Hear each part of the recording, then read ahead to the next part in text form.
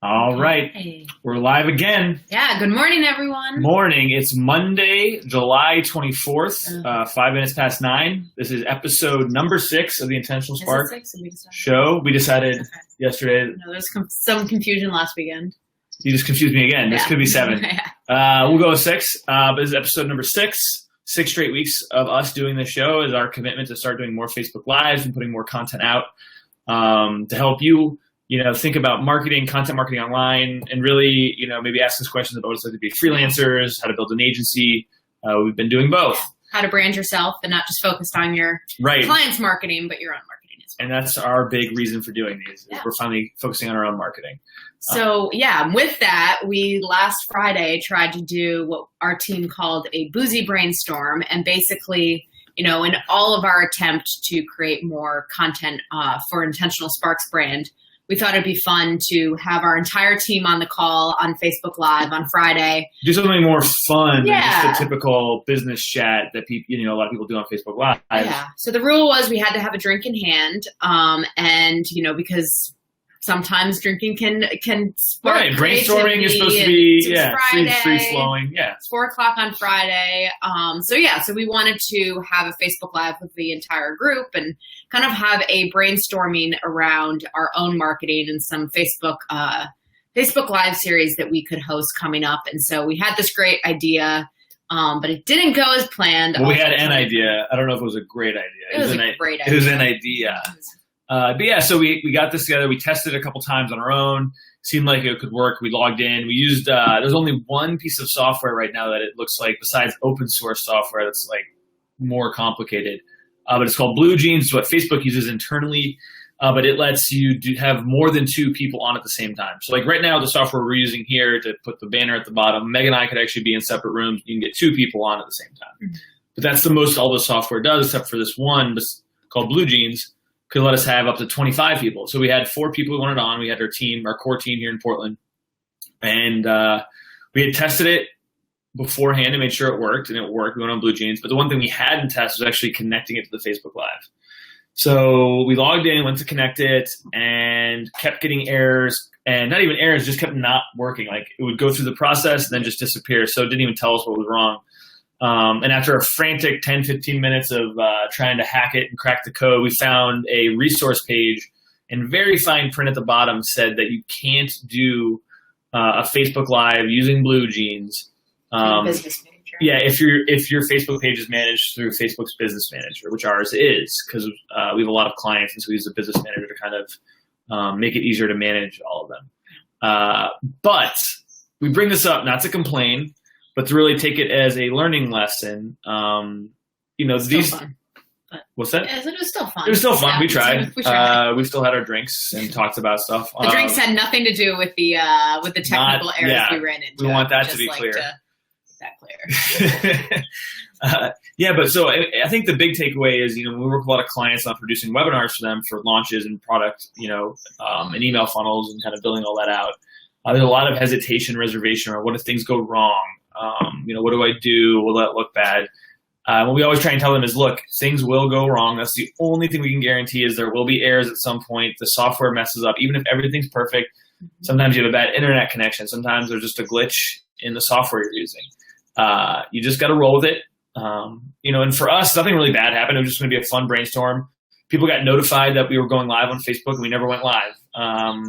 We actually had 1 or 2 people reach out and comment to us about it. Yeah. So that's kind of fun. People were at least seeing it and wanted to see what was happening.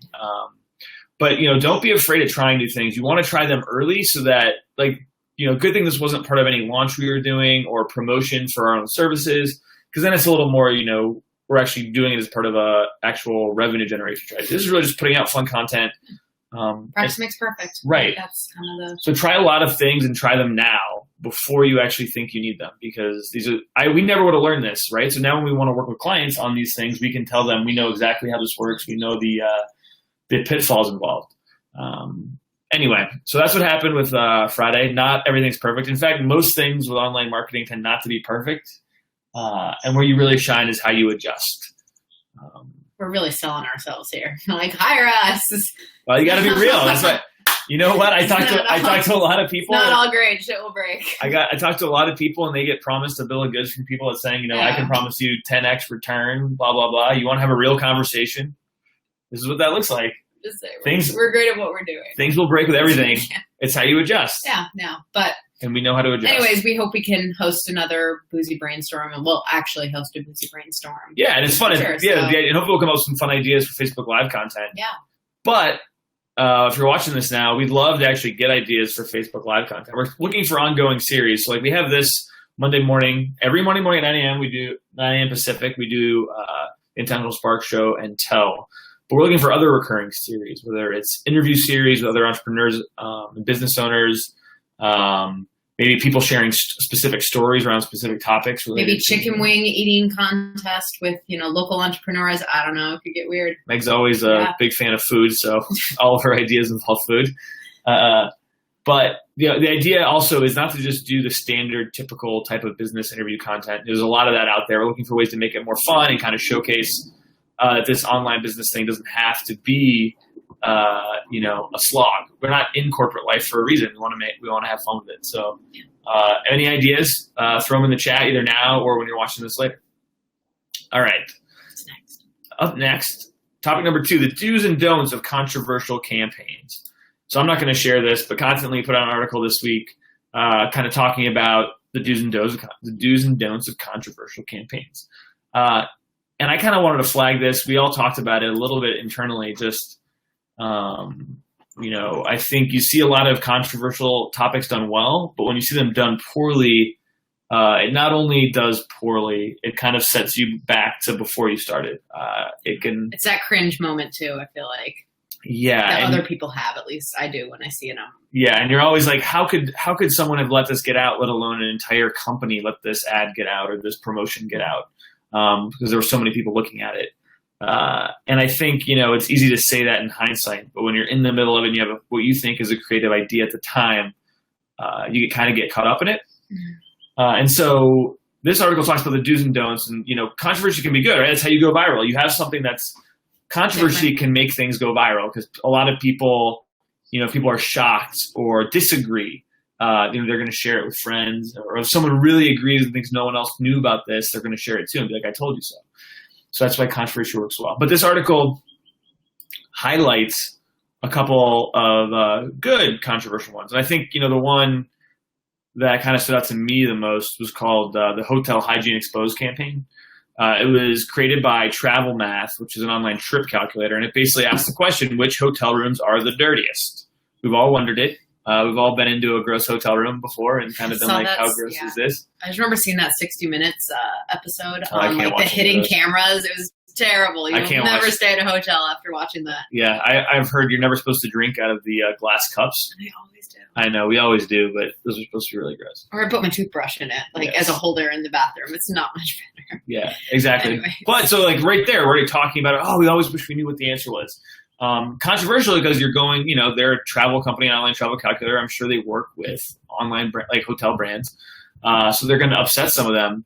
But also, there's going to be a ton of energy around it because they're ultimately suiting their end user, which is the customer, and giving them something helpful. So it's controversial, but it's mostly helpful to their target audience.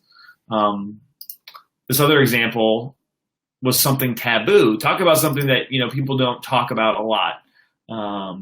The article talks about poo-pourri. I don't know if you've seen those ads, but just hit up YouTube. Definitely a topic you don't see advertised a lot. Everybody poops. Yeah.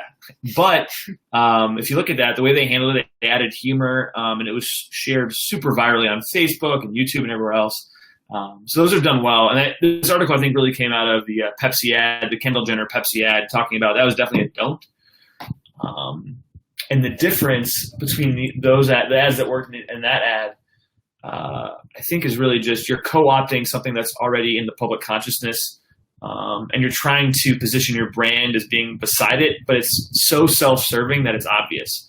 You're not providing anything valuable with that Pepsi ad to people besides just trying to align your own brand with a cause that a lot of people believe in.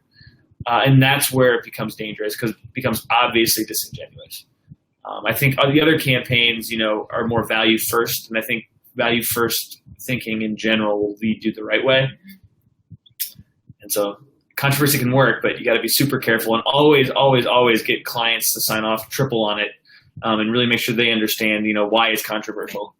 And I think also like just be aware of who, your target audience is. If you're getting your branding out there to an international audience, you have to remember that some things that may be pop culture in the US may not really translate to, into other countries. Like we have one of our clients, like they have customers in Australia, in the UK, kind of all over.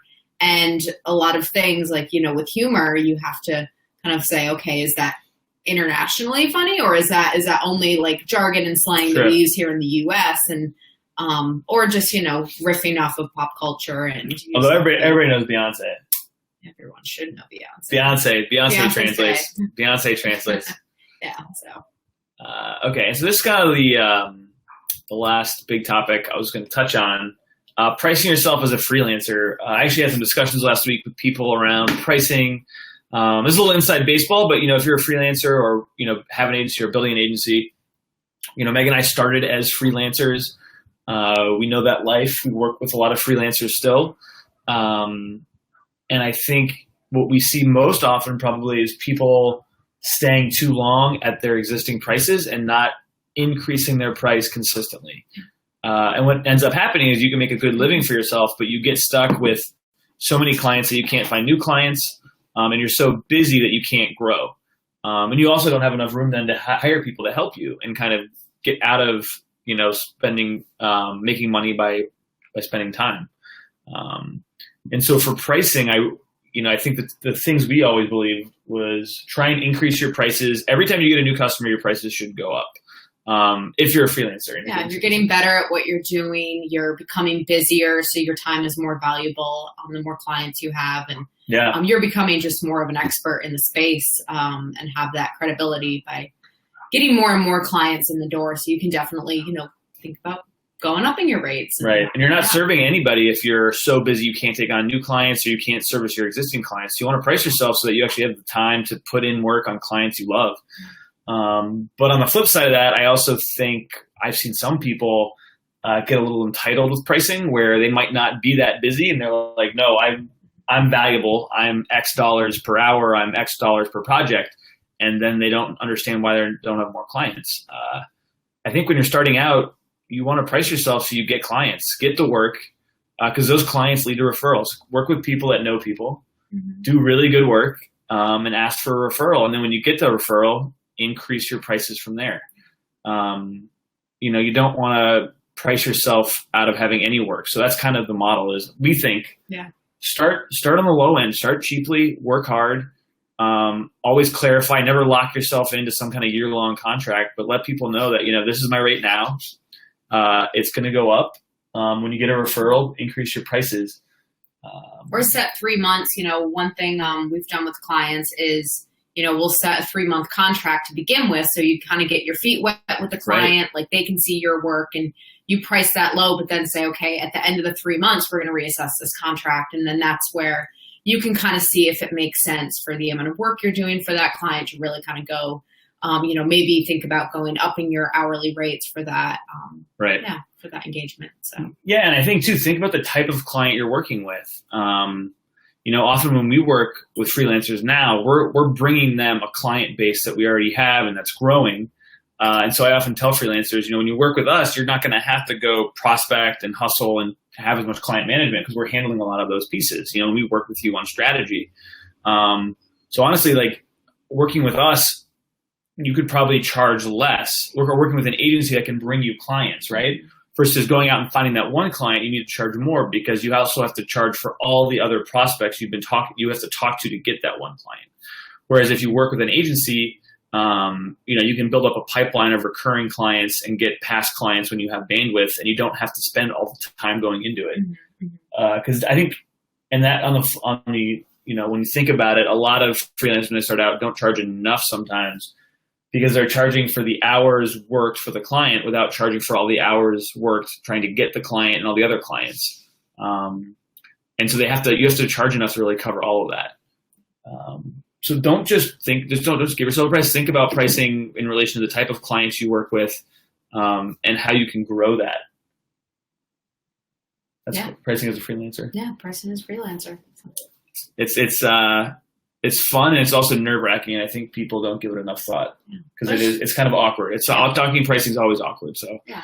you just got to do it, and you got to Test commit. different things and Right. strategies. So. All right, that was my serious topic for today. Yeah, you went in deep dive there. I feel strongly. I just let you go. I feel strongly about pricing. Go.